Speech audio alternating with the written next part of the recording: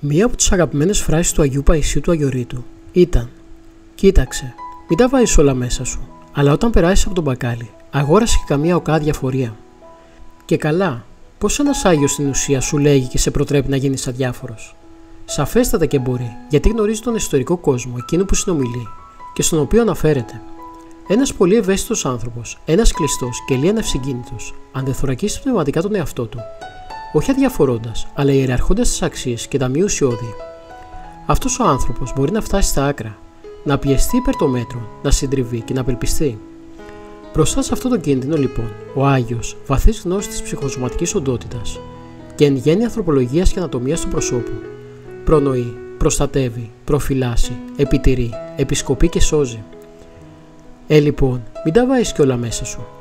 Και όταν περάσεις από τον μπακάλι, αγόρασε και καμία οκά διαφορία για τα μη ουσιώδη και χαμερπή που σε συνθλίβουν και σε στεναχωρούν.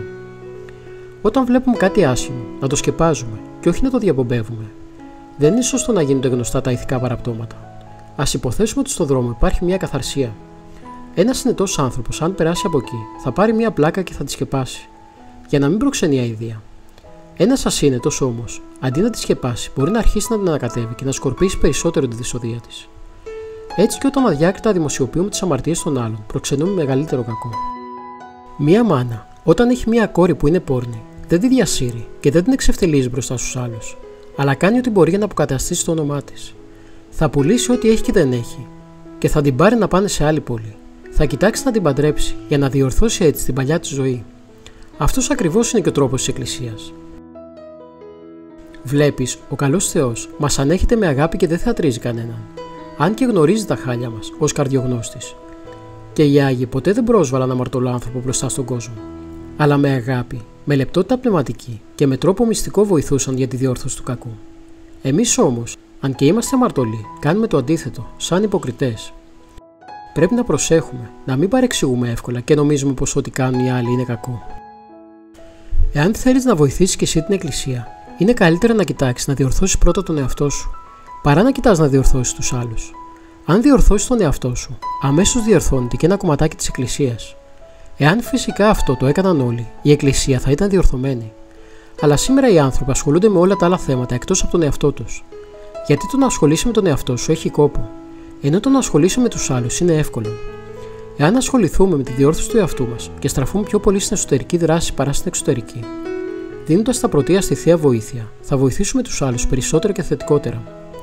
Επιπλέον θα έχουμε και την εσωτερική μας γαλήνη, η οποία θα βοηθάει αθόρυβα τις ψυχές που θα συναντάμε.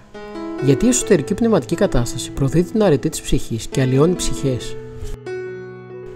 Όταν επιδίδεται κανείς στην εξωτερική δράση, πριν φτάσει στη λαμπικαρισμένη εσωτερική πνευματική κατάσταση, μπορεί να κάνει κάποιο πνευματικό αγώνα, αλλά έχει στεναχώρια, άγχος, έλλειψη εμπιστοσύνη στο Θεό και συχνά χάνει την ηρεμία του.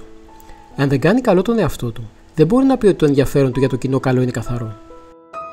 Όταν ελευθερωθεί από τον παλαιό του άνθρωπο και από κάθε τι κοσμικό, έχει πλέον τη θεία χάρη. Οπότε και ο ίδιος αναπαύεται, αλλά και κάθε είδους άνθρωπο αναπαύει.